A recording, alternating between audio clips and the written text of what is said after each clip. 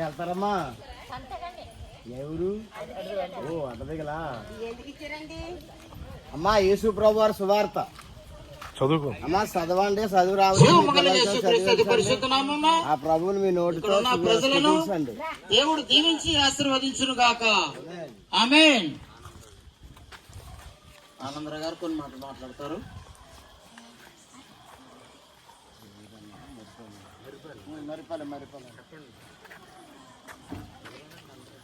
ప్రభు నామంలో ఈ మర్రిపాలెం యొక్క గ్రామ ప్రజలను మీ అందరికీ ప్రభు పేరట వందనాలు చెల్లిస్తున్నామండి. మరి కాకినాడ ప్రాంతం నుండి మరి మీ మధ్యకి రావడానికి దేవుడు మాకు ఇచ్చినటువంటి ఈ ప్రేరణ బట్టి స్థలానికి రావటం జరిగింది. మరి ఎందుకో దేవుడి గ్రామాన్ని మమ్మల్ని ప్రేమించి స్థలానికి మమ్మల్ని పంపించారు. కాబట్టి మరి ప్రభు అయినటువంటి యేసు క్రీస్తునందు విశ్వాసం ఉంచండి. ఆయన నిజమైనటువంటి దేవుడు, మనల్ని సృష్టించిన వాడు, మన కోసం ప్రాణం పెట్టినటువంటి దేవుడు. మరి ఎవరు మన కోసం మరణించినట్టు వారు ఈ లోకంలో లేరు. ఎందుకంటే ఈ లోకంలో చాలా మంది నీ కోసం ప్రాణం పెడతానని చెప్తారు, కానీ సమయం వచ్చేటప్పటికి జారిపోతూ ఉంటారు. అయితే ప్రభు అయినటువంటి యేసుక్రీస్తు ప్రభు వారు మాత్రం ప్రాణం పెట్టడానికి వచ్చానని చెప్పాడు. అలాగే 2025 సంవత్సరాలకు పూర్వం ఈ లోకానికి వచ్చి 33.5 సంవత్సరాలు బ్రతికి మనందరి కోసం మరి కలవరి సిలువలో ఆయన మరణించాలని దేవుడు లేకుండా తెలియజేస్తా ఉంది.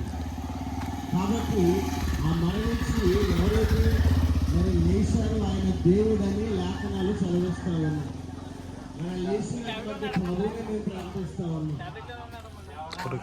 మరి ఆ ప్రభువులను మీరు కూడా విశ్వాసం ఉంచితే దేవుడు మిమ్మల్ని ఆశీర్వదించి దేవుని రాజ్యానికి మిమ్మల్ని కూడా వారసులుగా చేయాలని. ఎందుకంటే ఆల్రెడీ అందరినీ కూడా దేవుడు పరలోకానికి వారసులు చేశాడు. అయితే ఆ వారసత్వాన్ని మనం ఎప్పుడు పొందుకుంటామంటే ప్రభువునందు విశ్వాసం ఉంచి ఆయనను స్తుతించినప్పుడు. నీవే రక్షకుడు అని ఎప్పుడైతే మనం ఆయన యందు విశ్వాసం ఉంచుతామో అప్పుడు మనకి ఆ పరలోక ప్రాప్తి మనకు వర్తింపజేస్తాడు ఆయన. హల్లెలూయా. కాబట్టి మరి యేసు ప్రభు నందు విశ్వాసం ఉంచండి. ఎందుకంటే నా యందు విశ్వాసం ఉంచేవాడు నిత్యజీవం గలవాడని దేవుని యొక్క వాక్యం చెప్తుంది. యోహాను సువార్త మరి 14-15 అధ్యాయాల్లో ఒక మాట రాయబడి ఉంది. దేవుని యందు విశ్వాసం ఉంచుతున్నారా, నా యందును కూడా విశ్వాసం ఉంచండి. నా తండ్రి ఇంట అనేకమైన నివాసములు కలవని దేవుని లేఖనాలు చదివిస్తూ ఉన్నాయి. నిజమే. మరి ఎవరో దేవుడు తెలియదు. ఏదో ఒక రకంగా ఏదో ఒక రూపాలలో ప్రతి ఒక్కరం కూడా దేవుడిని ఆరాధిస్తూ ఉన్నాం.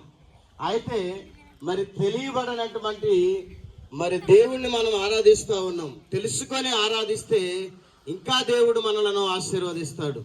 మరి తెలుసుకోవాలంటే మీకు ఇవ్వబడినటువంటి ఆ పత్రికను చదివినట్లయితే మరి ఆయన దేవుడు ఎలాగనేది మనకు అర్థమవుతుంది.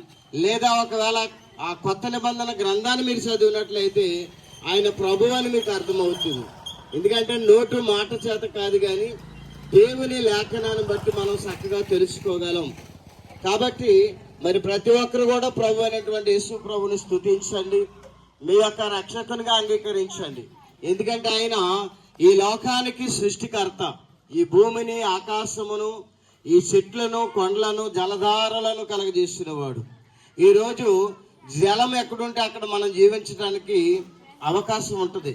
ఎక్కడైతే మనకి ఒకవేళ పంటలు పండుతాయో అక్కడ మనం ఉండటానికి ఆశ్రయం ఉంటుంది. అలాగే దేవుడు మనతోటి ఉంటే సమస్తము కూడా మనకు సమకూడి జరుగుతుంది అని దేవుని వాక్యం చెప్తుంది. హల్లెలూయా.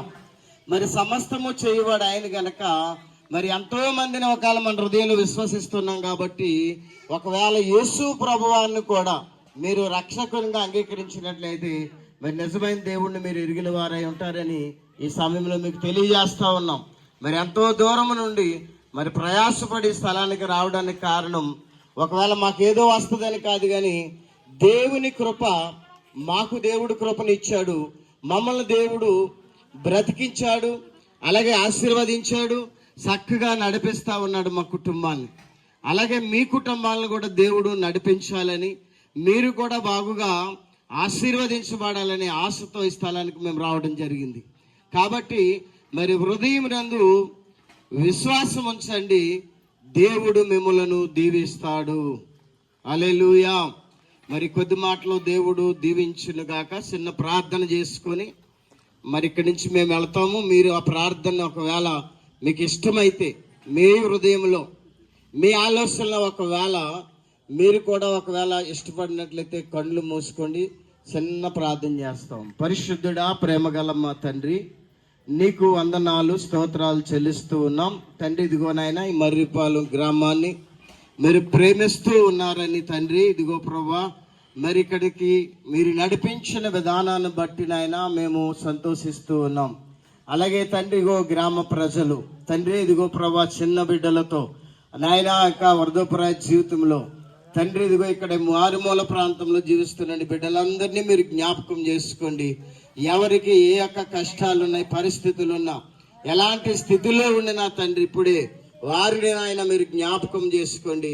వారి స్థితిగతులు మార్చండి, వారికి ఉన్న కష్టాలు తీర్చండి, వారికి ఉన్నటువంటి అవిశ్వాసాన్ని తొలగించి విశ్వాసముతోనైనా వారు నడుచుకున్నప్పుడు ప్రభాను గొప్ప ఆశీర్వాదాన్ని వారికి దయచేసేవారై ఉన్నారు తండ్రి. ఇదిగో నాయన గ్రామమును మీ చేతులకు అప్పగిస్తూ ఉన్నాం తండ్రి. ఇదిగో నాయన మరి వారు వెలుచున్న ప్రతి ప్రయాణ మార్గాల్లో తోడుగా ఉండి మీరే దాచి కాచి కాపాడి భద్రపరచమని మా రక్షకుడైన యేసు నామములో ప్రార్థన అడిగి వేడుకుంటున్నాం తండ్రి.